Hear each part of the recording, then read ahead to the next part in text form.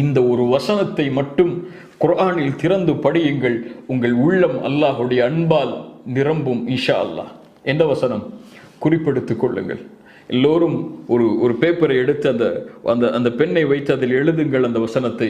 சூரத்து ஜுமர் 53வது வசனம். சூரத்து ஜுமர் 53வது வசனம். நம் மரண நேரத்திலும் இந்த வசனம் நம் கண்ணுக்கு முன்னால் வர வேண்டும். மலக்குல் மௌத் எம்மை அழைக்க வரும்போது, அல்லாஹுவை சந்திக்க செல்லக்கூடிய அந்த நேரத்தில் இந்த வசனம் எம் கண்களுக்கு முன்னால் ஓட வேண்டும். குல் யா இபாதியல்லதீன அஸ்ரஃபு அலா அன்ஃபுஸிஹிம் லா தக்னது மிர் ரஹ்மத்தில்லாஹ். சுப்ஹானல்லாஹ். அல்லாஹ்வுடைய அருளை இதைவிட எப்படி விளக்குவது?